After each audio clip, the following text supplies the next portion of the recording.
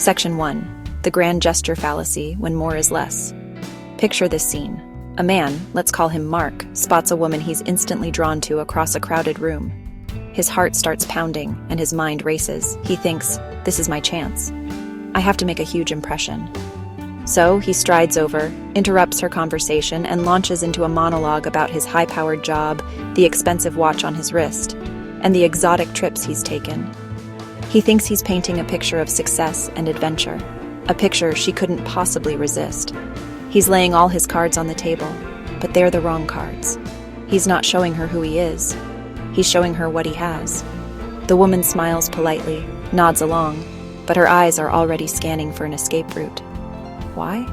Because Mark isn't connecting with her. He's performing for her. His approach is all about him, a desperate attempt to prove his worthiness in the most superficial way possible.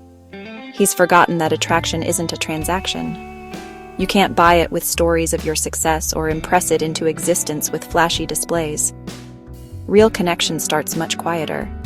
It begins with a spark of genuine interest, not a fireworks show designed to dazzle and overwhelm. He's trying so hard to be impressive that he's forgetting to be interesting. This scenario plays out every single day in bars, coffee shops, and online dating apps.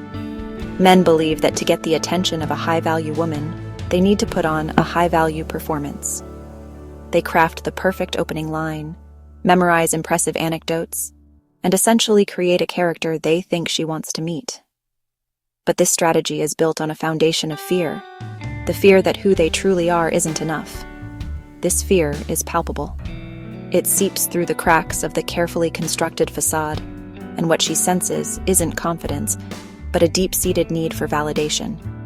It's a game you can't win. The grand gesture fallacy is the mistaken belief that the bigger the effort, the bigger the reward. But in the world of human connection, the opposite is often true. It's the small, authentic moments that carry the most weight. It's the shared laugh over a silly observation, the moment you listen intently to her story, or the simple, confident way you introduce yourself without needing to prove anything. Mark failed not because he wasn't successful or interesting, but because he tried to force the outcome. He made it about his performance instead of a potential connection between two real people. Section 2. The unattractive mask of insecurity. When you try too hard to impress someone, you are essentially wearing a mask. This mask might be made of braggadocio, exaggerated stories, or feigned interests in hobbies you know nothing about. You might pretend to be the bad boy when you're naturally kind and gentle, or the intellectual when you'd rather be watching a comedy. The problem is that masks are heavy, and they rarely fit well. People, especially perceptive women, can spot a fake from a mile away. They sense the disconnect between the person you're pretending to be and the nervous energy simmering just beneath the surface. This performance feels inauthentic because it is. It creates a strange and uncomfortable dynamic where the other person feels like they are being sold something. They are not interacting with a human being. They are listening to a sales pitch. This immediately puts their guard up. Instead of feeling relaxed and open to connection, they become suspicious. They start wondering, what is this person hiding? Why can't they just be normal? This is the exact opposite of the attraction you are trying to create. You're aiming for chemistry, but all you're creating is skepticism. Furthermore, this need to impress screams one thing very loudly: insecurity. A truly confident person doesn't need to list their accomplishments or show off their possessions. Their self-worth comes from within. They are comfortable in their own skin, and that quiet confidence is incredibly attractive. When you are constantly seeking approval and validation, you are handing all of your power over to her. You are non-verbally communicating. Please like me. Please tell me I am good enough.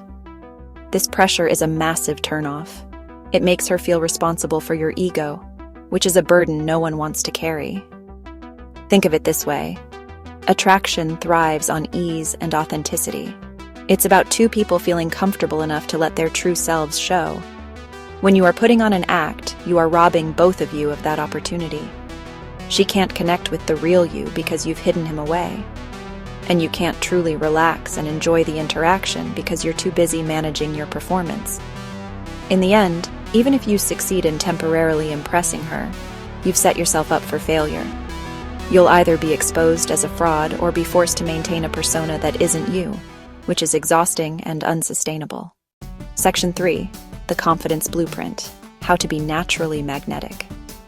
So, how do you break this cycle and project genuine confidence? The first step is to shift your focus. Instead of walking into an interaction with the goal of getting the girl or impressing her, change your mindset to simply having a great interaction. Your goal is to connect, to have fun, to learn something about another person, and to share a small part of yourself. This takes the pressure off immediately. It's no longer a high-stakes performance, but a low-stakes opportunity for a pleasant human moment. This relaxed energy is far more magnetic than desperation. True confidence is rooted in self-acceptance. It's about knowing your strengths and weaknesses and being okay with them. You don't have to be the richest, smartest, or funniest man in the room. You just have to be you. Start by investing in yourself, not for her, but for you. Develop hobbies you are genuinely passionate about. Read books that interest you. Work on your career because it fulfills you. When you build a life that you are proud of, your confidence will grow naturally from the inside out.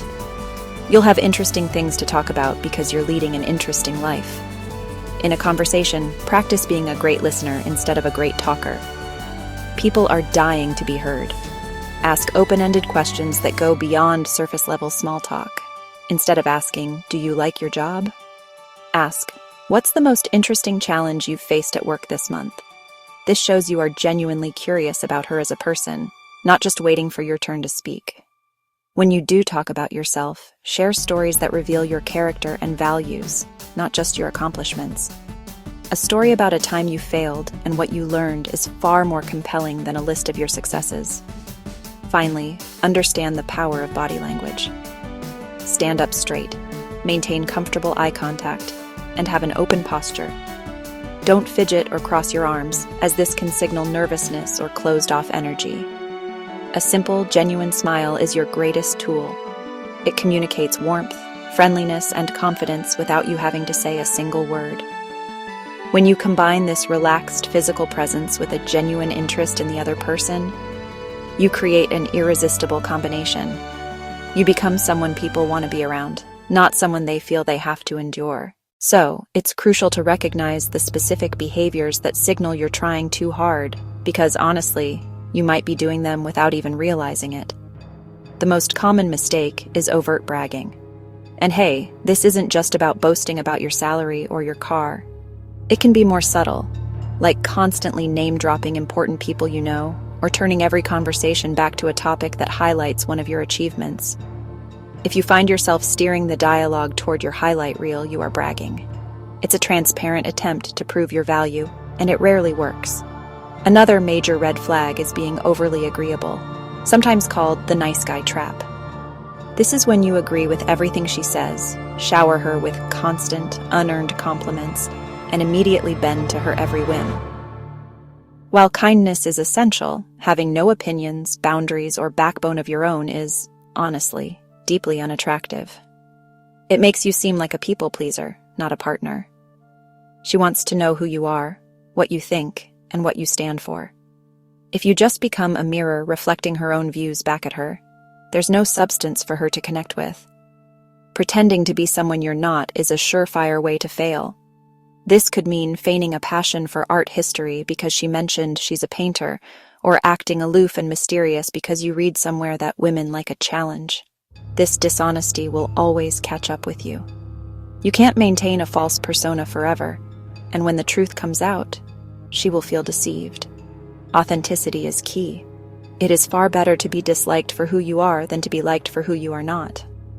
The right person will be attracted to the real you, quirks and all. Also, avoid overwhelming her with attention, especially early on. Constant texting, demanding her time, and grand, premature declarations of affection can feel suffocating. This behavior doesn't communicate love. It communicates neediness and a lack of other options in your life. Give her space to breathe and to miss you. A confident man is busy with his own purpose. He invites a woman to be a part of his life. He doesn't make her the entire center of it from day one. Let the connection build naturally at a pace that feels comfortable for both of you. To build something that lasts, you really have to replace performance with presence. Being present means you are fully engaged in the moment with her. Your phone is away, your mind isn't racing ahead to what you'll say next, and you are truly listening to her words and observing her reactions. This level of attention is rare and, honestly, incredibly flattering. It makes a person feel seen and valued. When you share your own stories, do so with vulnerability. Like, talk about a time you were nervous, a passion project you're excited about, or even just a simple joy from your week. This is how you build emotional intimacy. Positive interactions are built on respect, not just for her but for everyone. How you treat the waiter, the bartender, or a stranger who bumps into you says more about your character than any story you could tell. A man who is kind, patient, and respectful to everyone around him demonstrates a deep-seated confidence and decency. This is a powerful form of attraction that has nothing to do with wealth or status. It shows that you are a good human being, which is the foundation of any healthy relationship. And honestly, it's a quality that can't be faked. Instead of trying to impress, aim to share an experience. This could be as simple as noticing something funny in your environment and sharing a laugh about it, or suggesting a fun, low-pressure activity. Saying, "There's a food truck festival this weekend, we should check it out," is way better than, "Let me take you to the most expensive restaurant in town to show you I can." Shared experiences create memories and inside jokes. They form the building blocks of a real bond, moving you from two strangers making small talk to two people who have a history together, no matter how brief. Ultimately, the most important relationship you will ever have is the one with yourself. Your self-worth should never be contingent on someone else's approval. When you truly value yourself, you stop seeing dating as an audition where you have to prove you are worthy. Instead, it becomes a process of discovery to see if someone else is compatible with the amazing life you are already building. Be yourself, unapologetically. The right woman won't be impressed by the character you play. She will be captivated by the man you truly are. That is the only path to a real, lasting connection.